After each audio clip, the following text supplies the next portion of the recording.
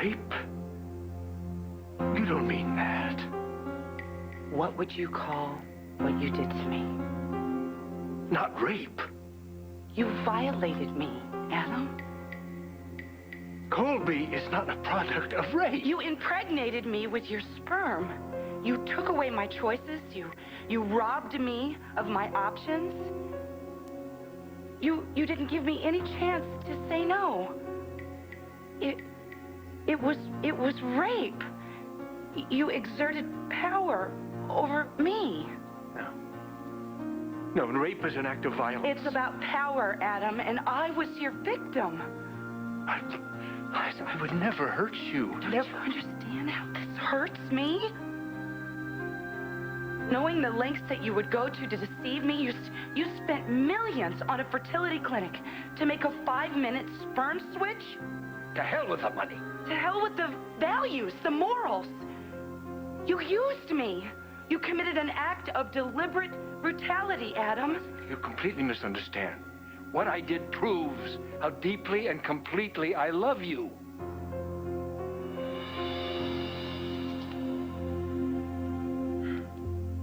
Our brotherhood defined us. Ancient injuries were forgiven.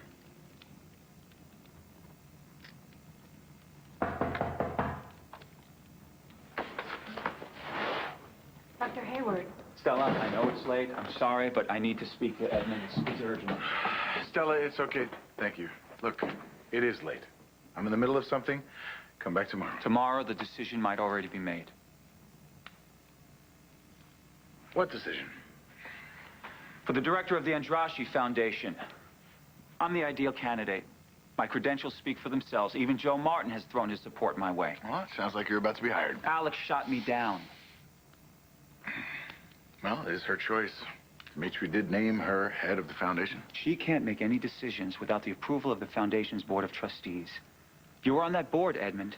You can challenge her veto. Look, I don't want to be a referee of a grudge match, okay? You two work it out. You might want to reconsider your position. No. Now, if you'll excuse me, I have some work to do. You've come to me on numerous occasions, Edmund, asking for my help. You owe me.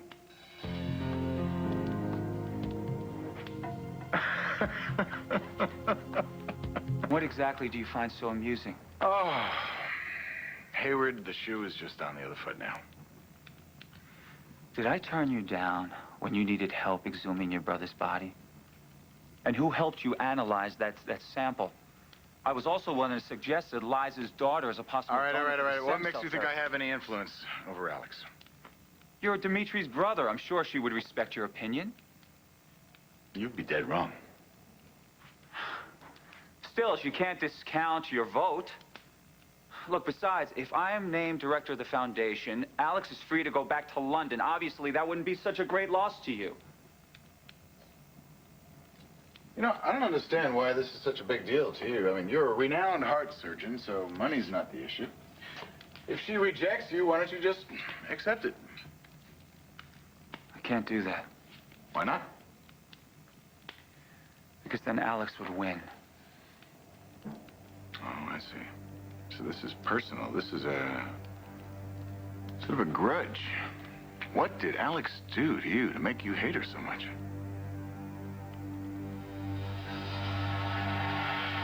Stop blaming this unspeakable act in the name of love. It's true. This act of love is an insult to me, to the child we lost. Was it wrong to want to fill that void? No. You can't replace one child with another. Liza, that was never my intention. Colby is her own very own miracle. She's a gift to us, to both of us. No, I can see why it was so easy for you.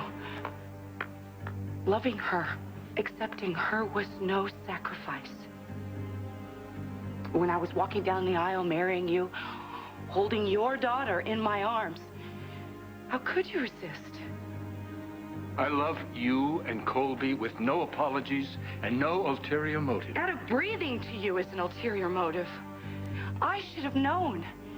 I should have known better. The shelf life on the new and improved Adam Chandler expired a long time ago. No, don't touch me. Liza. I know this is terribly upsetting to you, but... Sweetheart, just look around you. Look at what we have. Look at the wonderful, wonderful life that we have. You and me and Colby. And it'll be even better. And simpler. When Jake is out of the picture. How many times did you wish that I were Colby's natural father? In hindsight, never. That's not true. You know that's not true. And it gave me hope, it gave me courage to face this night when it finally came. Don't you see the wish has come true? I am Colby's one and only father. I wish to God that that weren't true. I wish that anyone were Colby's father. Anyone but you.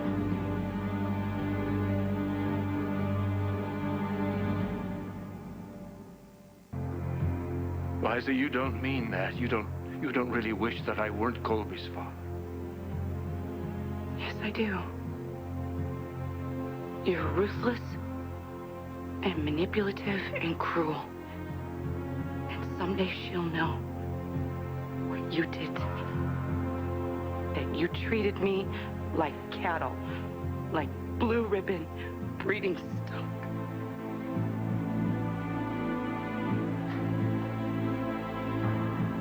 Liza, don't be, I know you're in shock. Please don't talk like that. I know this has been very hard on you. Believe me, I understand. No, you understand nothing. We can just have a little more time. Time for what? For me to gather up my self-respect. I had a good life. And now I have... All I know is that I have to get Colby the hell away from you as soon as I can.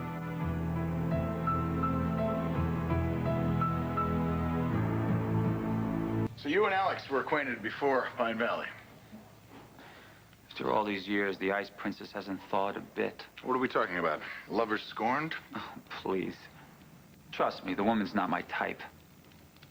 Okay. Then what was it? Professional rivalry?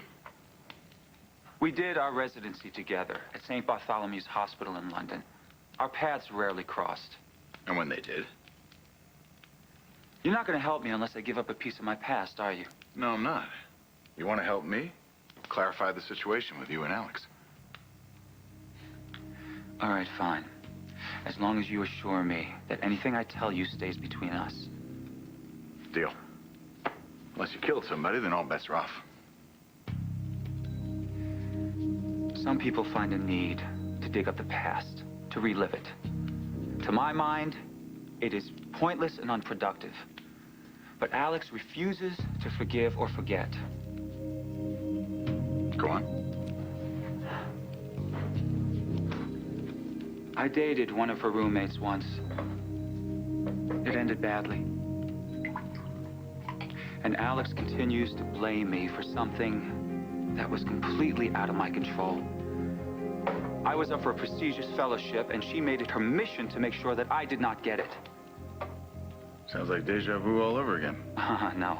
This time, she's not gonna win. Don't underestimate her. She was pretty tenacious with Dimitri's secret. Alex is barely a practicing physician. And I've already made global contributions. Doesn't it gall you that she refuses to honor your brother's final wish? If she doesn't want the position, then it's up to you to make sure that it's given to someone that will honor the position as well as your brother's memory. I'll tell you what, Haywood. I'm not going to make any promises, but I will consider taking your case to Alex. Oh, please don't.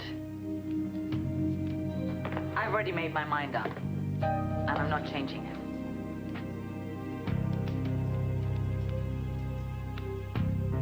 Liza, listen to me, please. Please. You remember how it was back before Jake ruined everything? Before he went back on his word when he said that he was going to make no demands on you and then turned around and demanded his paternal rights? You were ready to let me raise Colby as my daughter. You want to know why? Because you knew I would love her. No. Because I did not have a knack for happiness as a child. The only time I ever experienced happiness or contentment, and this is the irony of it, was when I fell in love with you. Well, then, there's a hope for us. No. I would never wish my fate on Colby. I would never want her to have my childhood. Always feeling like she didn't belong. I was feeling grateful that the Martins were in her life, that they would fill in the blanks, that they would pick up the slack, that they would give her these family values that she so needed. But now the only man she's going to know, the only father she's going to have is going to be you. How sad is that? Colby already loves me. Heaven help her. Tell me, Adam, when were you planning on letting your daughter know the true facts of her life? The true facts of her life are that her two parents live together and love her very much.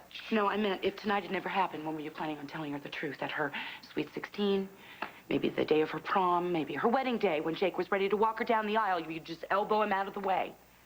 Do you have any idea how devastating it's going to be to him once he finds out that she is not his?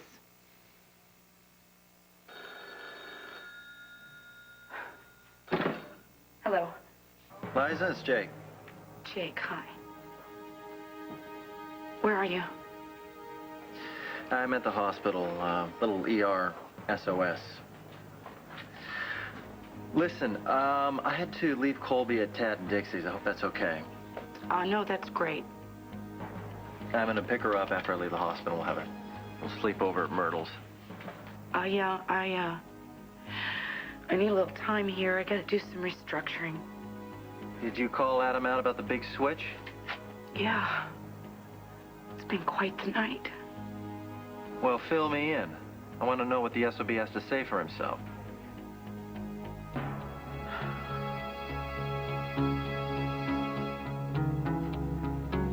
I'm not changing my mind. David is the last person I would consider to head this foundation.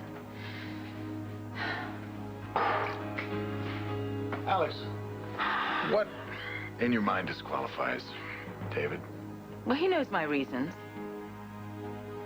Oh, let's just say that he's not suited for the position. Okay.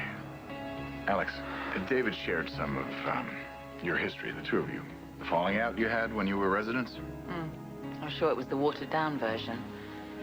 Is it possible that the two of you might have simply had a misunderstanding? No.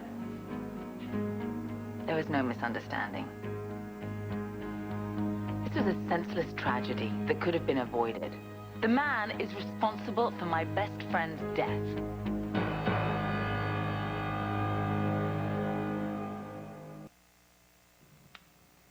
For the very last time, I was not responsible for Chauvin's death. You destroyed her life. Her death was regrettable, but I was not at fault. You drove a woman to her death and you call that regret? Look, I'm not going to continue to go on with this with you. It has nothing to do with the foundation. Yes, it has everything to do Hey, my with kids are sleeping. Just... You first. Who is Chauvin? Siobhan. She was my friend. We lived together. We shared a flat. And one afternoon we went to this pub and we had a drink, and that's where she met David. All right, look, Siobhan was a lovely woman, but she was also a highly unstable, manic-depressive. Nobody in their right mind would hold me responsible for her drug You were overdose. responsible for the child she was carrying. You were the reason that she took the bloody I'm pills telling in you, the first Alex, you place. continue to spread these lies. I'm going to drag you They're into not court and hang you for lies. slander. They're not lies. Oh, quiet. Hello. Yeah, this is he. What? Okay. All right, I'll be right there. That was the police. Gillian had a car accident. She's in the hospital. Oh, is she Come on. hurt? I don't know. I'm coming with you.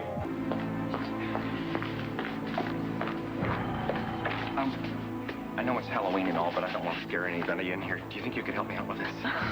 I'll take care of you right over here. Liza, you there? Yeah.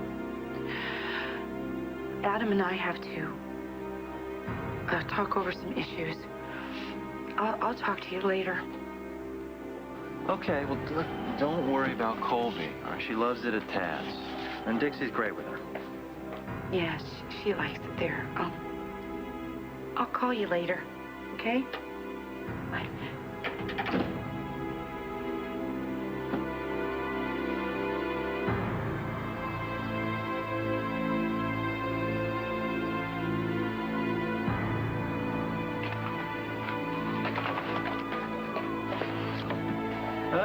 It's a good look for you, X.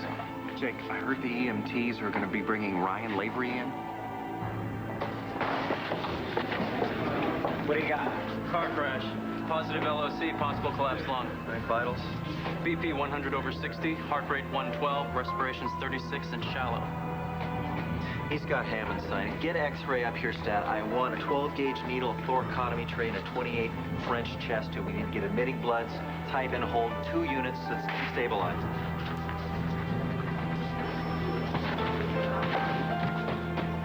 Matt.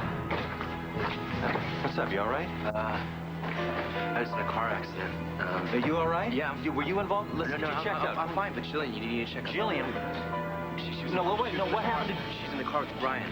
What's up? Positive LOC. We couldn't get a pressure on the field. With mass trousers fully inflated, we got 70 over, palp and holding. Respirations? Labored, but she's doing all right. Increasingly distended abdomen. All right, she's hemorrhaging. We need to get her into surgery. Call the OR. Get a team ready. I want to type across her 6 units and call Dr. Weber. Get him up here stat. Call a code. We got VTAC.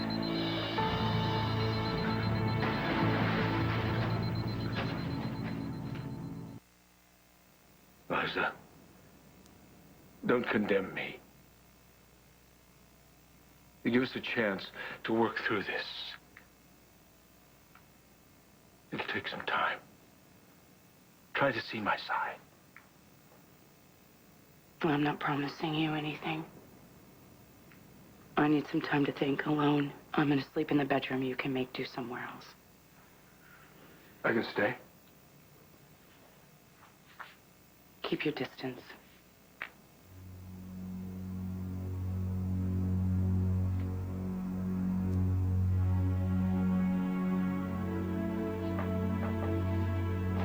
I wish that you had realized that I would have fallen in love with you. Baby or no baby. Because I never stopped loving you. I wish if only you'd had trust. If only you'd have faith. Oh, Adam, if only.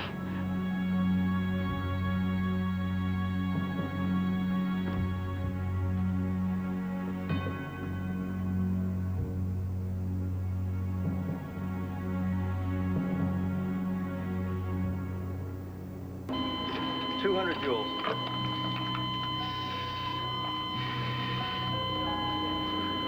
Clear? No response. 300 joules.